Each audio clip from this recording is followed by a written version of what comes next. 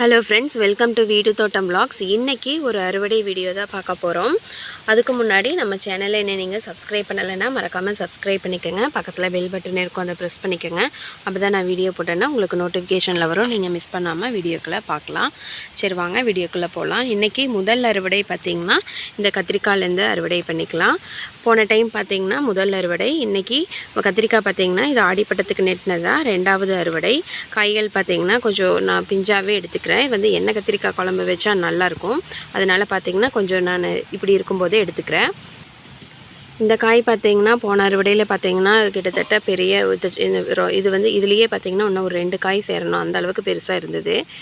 நான் இந்த டைம் பார்த்திங்கன்னா அப்போ அத்தச்சோடு இருந்துமே பார்த்திங்கன்னா கொஞ்சம் விதைகள் எல்லாமே நிறையாவே இல்லை. அதனால் சரின்ட்டு நான் இந்த மாதிரி கொஞ்சம் பிஞ்சாக இருக்கும்போது பறித்தோம்னா நம்ம எண்ணெய் கத்திரிக்காய் குழம்பு வச்சா நல்லாயிருக்கும். இன்றைக்கி வந்து இந்த செடியில் இருக்கிற காய்களை எல்லாம் அப்படியே அறுவடை பண்ணிக்கலாம்.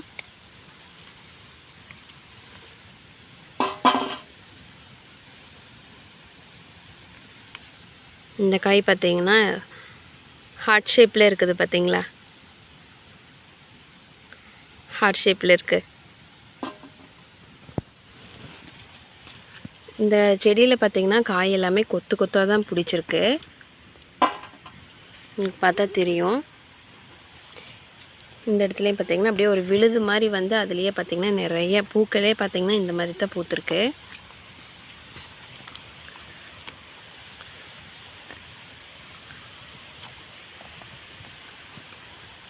இந்த செடியெல்லாம் பார்த்திங்கன்னா இன்னும் வந்து காய் வைக்கிறதுக்கு ஆரம்பிக்கல.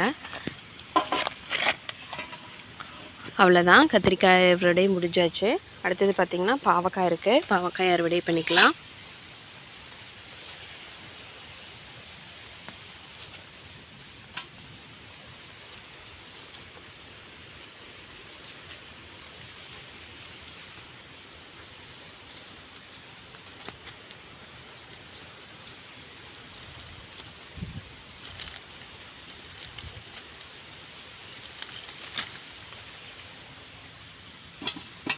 இன்றைக்கி பார்த்திங்கன்னா ஒரு 3 பாவக்காய் இருக்குது இந்த இடத்துல.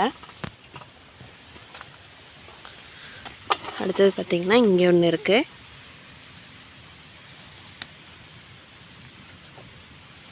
இங்கே பார்த்திங்கன்னா நிறைய பிஞ்சுகள் இருக்குது. உள்ளேயும் பார்த்திங்கன்னா எல்லாம் படர்ந்துருக்கு. செடியில் பார்த்திங்கன்னா உள்ளேயும் பார்த்திங்கன்னா நல்லா பூக்கள் வந்து நிறைய விட்டுருக்கு. அதே மாதிரி பார்த்திங்கன்னா பிஞ்சுகளும் இருக்குது.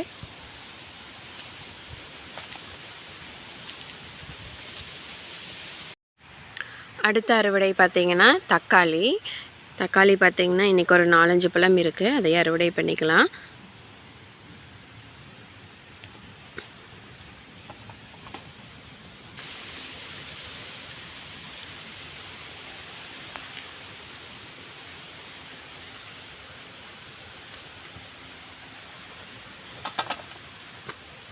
நம்ம சாப்பிட்டு போட்ட இந்த நாவப்பழ செடி பார்த்திங்கன்னா நல்லாவே தடைஞ்சு வந்துட்டுருக்கு. இன்னும் கொஞ்சம் பெருசாச்சு அப்படின்னா இது வந்து நம்ம வேறு பக்கம் எடுத்து நட்டிடலாம்.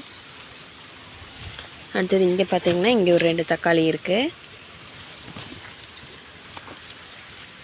இந்த செடி எல்லாமே பார்த்திங்கன்னா இந்த மாதிரி கம்பு நெட்டி அதில் பார்த்திங்கன்னா கட்டி வச்சுருக்கேன். அதனால் காய் பார்த்திங்கன்னா இந்த டைம் எல்லாம் எதுவுமே அழுகலை. இந்த செடியில் பார்த்திங்கன்னா ஒரு 2 இருக்குது. அவ்வளோதான். வெண்டைக்காய் பார்த்திங்கன்னா இந்த இடத்துல ஒரு 2 செடி இருக்குது. அதில் இருக்கிற காய்கள் வந்து அறுவடை பண்ணிக்கலாம். இந்த காயெல்லாம் பார்த்திங்கன்னா விதைக்காக விட்டுட்டேன், அதனால் வந்து நல்லா முத்திருக்கு. இதுலேயும் பார்த்திங்கன்னா ஒரு 2 காய் வந்து விதைக்காக விட்டுருக்கேன். இந்த காயில் பார்த்திங்கன்னா நல்லா முத்திருக்கு. கிட்டத்தட்ட பார்த்திங்கன்னா ஒரு 10 காய் வரைக்குமே முத்திருக்கு விட்டுருக்கேன். நம்ம வந்து அடுத்தடுத்து விதைகள் வேணும் இல்லைங்களா, அதனால சரின்ட்டு அப்படியே விட்டுருக்குறேன். இன்றைக்கி ஒரு 3 வெண்டைக்காய் இருக்குது. அடுத்தது பார்த்திங்கன்னா இந்த இடத்துல உஜாலா நீட்ட கத்திரி இருக்குது. அதுலேயும் ஒரு காய் இருக்குது, அதை அறுவடை பண்ணியாச்சு. அடுத்தது பார்த்திங்கன்னா இங்கே ஒரு செடி இருக்குது. அதுலேயும் பார்த்திங்கன்னா உஜாலா நீட்ட கத்திரி ஒரு காய் இருக்குது. இதுலேயும் பார்த்திங்கன்னா இந்த காயிலெல்லாம் பார்த்திங்கன்னா கொஞ்சம் எல்லாம் புழு தாக்குதல் இருக்குது. அதனால் கொஞ்சம் ரொம்ப இதாக இருக்குது. இதெல்லாம் வந்து ஆகாது. இப்போ தான் பார்த்திங்கன்னா வர்றதுக்கு ஆரம்பிச்சிருக்கு. நம்ம இப்போவே பார்த்திங்கன்னா இந்த காயெல்லாம் அறுவடை பண்ணிவிட்டு இந்த வேப்பெண்ணெய் கரைசல் தெளித்தாலே ஓரளவுக்கு அந்த புழுக்கள் எல்லாம் வந்து செத்துரும். அடுத்தது இங்கே பார்த்திங்கன்னா இங்கே ஒரு பாவக்காய் ஒன்று இருக்குது, அதையும் அறுவடை பண்ணிக்கலாம்.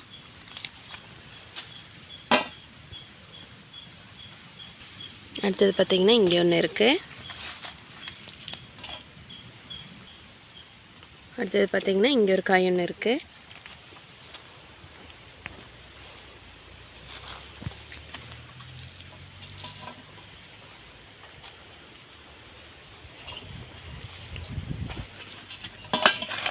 அடுத்தது பார்த்திங்கன்னா இங்கே ஒன்று இருக்குது. இந்த செடியிலேயே பார்த்திங்கன்னா 4 காய் இருக்குது. அவ்வளோதான். அடுத்தது பார்த்திங்கன்னா நம்ம காலிஃப்ளவர் பார்த்திங்கன்னா பூக்கள் வந்து வைக்கிறதுக்கு ஆரம்பித்தாச்சு. இப்போ பார்த்திங்கன்னா ஒரு 2, இங்கே ஒன்று இருக்குது, 3 பூக்கள் வந்து வைக்கிறதுக்கு ஆரம்பிச்சிருக்கு. இந்த தலையில் பார்த்திங்கன்னா புழுவு கடிச்சது இல்லை, இந்த மயில் வந்து கொத்துனது. அதை பார்த்திங்கன்னா எல்லா செடியிலையுமே அது கரெக்டாக அந்த குருத்து வரைக்கும் குருத்து மட்டும் விட்டுட்டு மீதி எல்லா தலைகளையும் பார்த்திங்கன்னா எந்த அளவுக்கு கொத்திருக்குன்னு பாருங்கள்.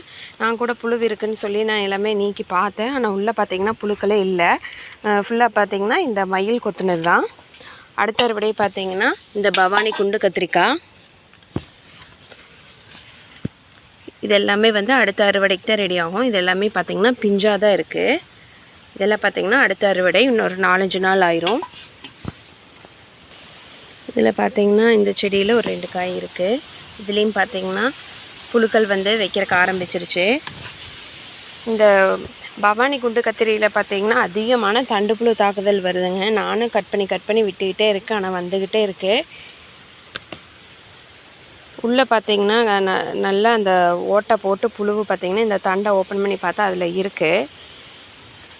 இந்த இடத்துல பார்த்தா தெரியும் எந்த அளவுக்கு வாடி இருக்குன்னு பாருங்கள். இந்த மாதிரி வாடினாலே அந்த தண்டை வந்து கட் பண்ணி எடுத்துடணும். உள்ளே பார்த்திங்கன்னா புழுவு இருக்கும்.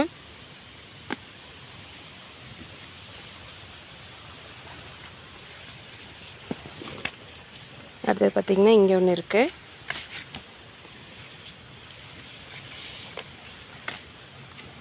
இங்கே பார்த்திங்கன்னா ஒரு 3 காய் இருக்குது, அதையும் அறுவடை பண்ணிட்டேன்.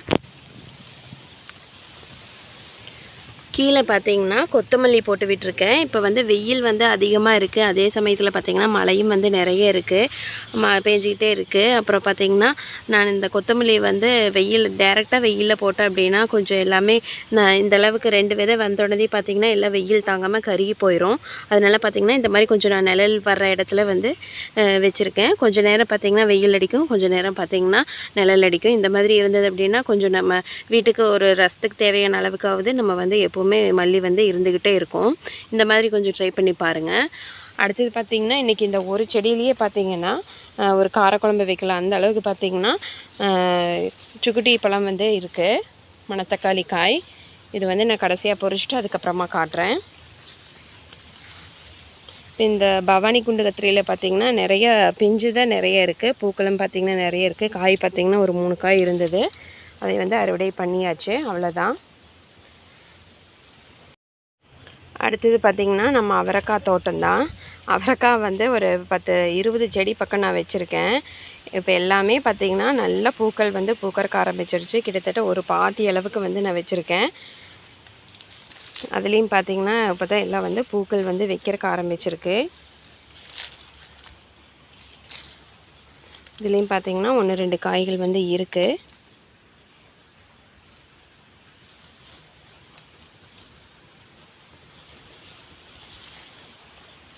இதில் பார்த்திங்கன்னா எந்த அளவுக்கு கொத்து கொத்தாக பிடிச்சிருக்குன்னு பாருங்கள். செடி அவரை பார்த்திங்கன்னா நல்லா கொத்து கொத்தாக பிடிக்கும். இது எல்லாமே வந்து இன்னும் ஒரு 10 நாள் ஆயிரும் இதிலேருந்து நம்ம வந்து காய் எடுக்கிறதுக்கு. இந்த செடி ஏனோ சாஞ்சிருக்கு. இது வந்து இனி வந்து பூக்கள் வந்து நிறைய பிடிச்சிருக்குங்காட்டி வந்து செடி சாஞ்சிருக்கு. இது வந்து அப்படியே எடுத்து நிறுத்தி நம்ம வந்து மண் அணைச்சி விடணும். இல்லைன்னா ஒரு தக்காளி செடிக்கெல்லாம் கட்டுவோம் இல்லைங்களா, அந்த மாதிரி ஒரு குச்சி வச்சு இந்த மாதிரி கட்டிட்டோம் அப்படின்னா வந்து சாயாது.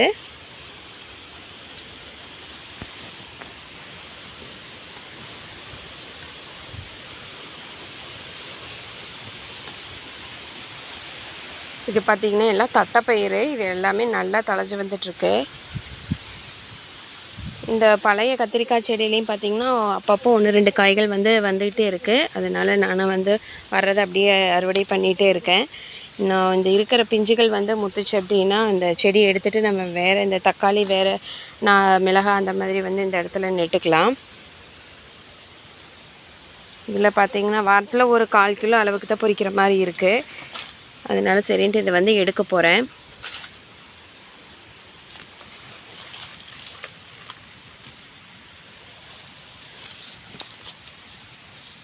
இது பார்த்திங்கன்னா கொஞ்சம் பழுத்துருச்சு. இது இனி ஆகாது. அடுத்தது பார்த்திங்கன்னா ஒரு சந்தோஷமான ஒரு அப்டேட் தாங்க. வாழைத்தார் பார்த்திங்கன்னா இன்னொன்று எக்ஸ்ட்ரா போட்டாச்சு. மொத்தம் இந்த இடத்துல பார்த்திங்கன்னா ஒரு 5 தார் இருக்குது. இங்கே ஒன்று இருக்குது, அடுத்தது இங்கே ஒன்று இருக்குது, இன்னொன்று காட்டுற பாருங்கள். இது வேஸ்ட்டாக போகிற தண்ணி வர இடத்துல தான் இவ்வளவும் இருக்குது. அடுத்தது பார்த்திங்கன்னா இந்த இடத்துல ஒன்று இருக்குது. அடுத்தது பார்த்திங்கன்னா இங்கே ஒன்று இருக்குது. இதோட 4 தார் ஆச்சு. இன்னொன்று பார்த்திங்கன்னா இன்றைக்கி காலையில் தான் பார்த்திங்கன்னா பார்த்தேன். இந்த இடத்துல பார்த்திங்கன்னா இப்போ தான் கொலை தள்ளி இருக்குது. மொத்தம் பார்த்திங்கன்னா நம்ம வீட்டில் இப்போதைக்கு ஒரே இடத்துல பார்த்திங்கன்னா 5 தார் இருக்குது. இந்த கழிவு நீர் போகிற இடத்துல தான் பார்த்திங்கன்னா வேறு எந்த ஒரு பராமரிப்புமே இல்லைங்க. இந்த இடத்துல பார்த்திங்கன்னா 5 தார் இருக்குது. அடுத்தது பார்த்திங்கன்னா ஒரு வெள்ளரி காய் ஒன்று இருக்குது, பழம் ஒன்று இருக்குது. செடி பார்த்திங்கன்னா நல்லா வாடி போயிடுச்சு. இது கடைசி காய். நான் விதைக்காக விட்டேன். இதில் சாப்பிட்லாம். கரும்பு சக்கரை போட்டு இது ஓப்பன் பண்ணி பழுத்ததுக்கப்புறமா பார்த்திங்கன்னா இன்னும் கொஞ்சம் நல்லா பழுத்ததுக்கப்புறமா பார்த்திங்கன்னா அதுவே வெடிக்கிறக்க ஆரம்பிக்கும். அப்போ பார்த்திங்கன்னா கரும்பு சக்கரை தொட்டு சாப்பிட்டோம் அப்படின்னா அவ்வளோ டேஸ்ட்டாக இருக்கும். இதோட மனமே பார்த்திங்கன்னா ரொம்ப நல்லாயிருக்கும். இதில் பார்த்திங்கன்னா இந்த இடத்துல ஒரு விழுது மட்டும் காயாமல் இருக்குது. அதில் பார்த்திங்கன்னா ஒரு கோணையும் ஒரு காய் ஒன்று இருக்குது. இதையும் அறுவடை பண்ணியாச்சு. இதுலேயும் பார்த்திங்கன்னா பிஞ்சுகள் வச்சுருக்கு. இனி இந்த செடி இனி வருமா என்னன்னு தெரியல. இதுலேயும் பார்த்திங்கன்னா பிஞ்சுகள் இருக்குது. பாதி செடி பார்த்திங்கன்னா காஞ்சிருச்சு, பாதி செடி பார்த்திங்கன்னா அப்படியே இருக்குது. பார்ப்போம். அடுத்த அறுவடை பார்த்திங்கன்னா சுரக்காய் பார்த்திங்கன்னா ஒரு காய் இருக்குது. அதை அறுவடை பண்ணிக்கலாம். இந்த இடத்துல பார்த்திங்கன்னா ஒரு காய் ஒன்று இருக்குது.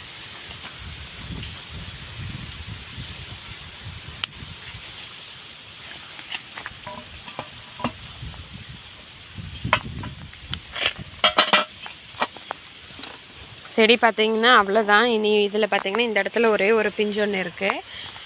மீதி எல்லாமே பார்த்திங்கன்னா எல்லாம் காஞ்சிருச்சு. நான் புதுசாக விதைகள் போட்டு விட்டுருக்கேன். அதுவும் பார்த்திங்கன்னா முளைச்சி வந்துருச்சு. இப்போ அதை காட்டுற பாருங்கள். இப்போ பார்த்திங்கன்னா ஒரு 2 குழியில் பார்த்திங்கன்னா 4 விதை போட்டேன். ஆனால் அதில் போடுறதுல பார்த்திங்கன்னா ஒரு 2 விதை தான் முளைச்சிருக்கு. இது பார்த்திங்கன்னா சுரக்காய் தான். அடுத்தது பார்த்திங்கன்னா புடலங்காயும் போட்டு விட்டுருக்கேன். புடலங்காய் பார்த்திங்கன்னா கிட்டத்தட்ட ஒரு 10 விதை போட்டு விட்டுருந்தேன் ஒரு 5 குழியில். இப்போ தான் பார்த்திங்கன்னா இதில் எல்லாம் முளைக்கிறக்க ஆரம்பிச்சிருக்கு. இதுலேயும் பார்த்திங்கன்னா முளைக்கிறக்க ஆரம்பிச்சிருக்கு. இந்த மாதிரி வெடிச்சிருக்கு இல்லைங்களா. இப்போ இது மேலே தூக்கி வரும். இதில் பார்த்திங்கன்னா இன்னும் வரல. இந்த குழியில் பார்த்திங்கன்னா 2 செடி தழைஞ்சிருக்கு. இது 5மே பார்த்திங்கன்னா இந்த வாங்கிட்டு போட்டது அதில் பார்த்திங்கன்னா 20 ரூபா பாக்கெட்டு. அதில் பார்த்திங்கன்னா ஒரு 10 விதை தான் இருக்கும். அதுலேயும் பார்த்திங்கன்னா முளைப்பு திறன் நல்லா இருக்காது. ஒவ்வொரு டைம் பார்த்திங்கன்னா எல்லாமே முளைக்குது, ஒவ்வொரு டைம் பார்த்திங்கன்னா இந்த மாதிரி ஒரு 4-5 தான் முளைக்குது. பார்க்கலாம். இந்த டைம் போன டைம் வச்சதில் புடலங்காய் பார்த்திங்கன்னா சொதப்பல் தான். ஒரு காயும் கூட அறுவடை பண்ணல. செடி பார்த்திங்கன்னா அப்படியே தண்டு புழு மாதிரி ஃபுல்லாகவே எல்லாம் வாடி போயிடுச்சு. சுரக்காயும் பார்த்திங்கன்னா 2 காய் தான். அதுக்கப்புறம் பார்த்திங்கன்னா செடியும் ரொம்ப டேமேஜ் ஆகிடுச்சு. இப்போ இதுதான் 2வது காய். இதுவும் பார்த்திங்கன்னா செடியும் பார்த்திங்கன்னா நீ அவ்வளோதான். நீ இந்த செடிகள் நம்ம காய்கள் பொறிக்கணும். இதெல்லாம் நீ எப்படி வருது என்னன்னு தெரியல. வரக்கூடிய வீடியோக்களில் அதை அப்டேட் பண்ணுறேன். மிளகா செடியை பார்த்திங்கன்னா நான் 2 நாளைக்கு முன்னாடியே காய்கள் இருந்தது, பொறிச்சிட்டேன். இதெல்லாம் பார்த்திங்கன்னா பூரா பிஞ்சாக தான் இருக்குது. இதெல்லாமே முத்தணும். இப்போ இந்த பாவக்காயில் செடியில் பார்த்திங்கன்னா பிஞ்சுகள் பூக்கள் தான் நிறைய இருக்குது. அந்த இடத்துலையும் கூட ஒன்று இருக்குது. அவ்வளோதான். அடுத்தது பார்த்திங்கன்னா பப்பாளி ஒரு 4 பப்பாளி ரெடியாக இருக்குது. அது அறுவடை பண்ணிவிட்டு அதுக்கப்புறமா காட்டுறேன். பழுக்கிற ஸ்டேஜில் இருக்குது. இனி விட்டோம் அப்படின்னா பார்த்திங்கன்னா ஃபுல்லாக எல்லாம் காக்கா கொத்திரும். அதனால் அதை அறுவடை பண்ணிவிட்டு அதுக்கப்புறமா காட்டுறேன். அடுத்த அறுவடை பார்த்திங்கன்னா பீக்கங்காய் பார்த்திங்கன்னா தொடர்ந்து அறுவடை கொடுத்துட்டே இருக்குங்க நம்ம வீட்டு தோட்டத்தில். இன்றைக்கி பார்த்திங்கன்னா ஒரு 6 காய் இருக்குது, அதையும் அறுவடை பண்ணிக்கலாம்.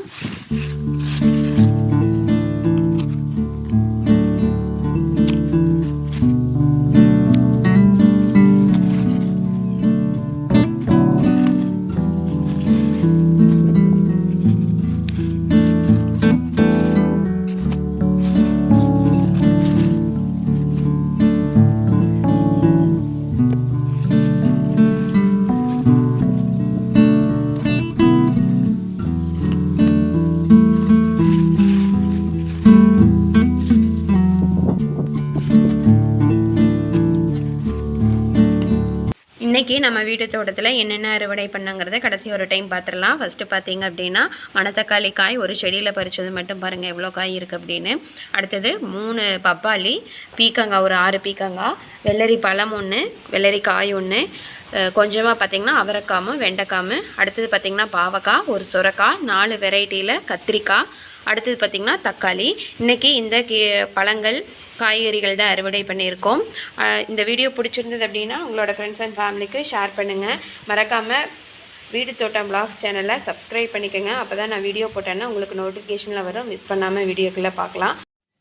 ஏதாச்சும் டவுட் இருந்ததுன்னா கமெண்ட் பாக்ஸில் கமெண்ட் பண்ணுங்கள். மறக்காமல் சேனலை சப்ஸ்கிரைப் பண்ணிக்கோங்க. அடுத்த வீடியோவில் சந்திக்கலாம். அது வரைக்கும் நன்றி.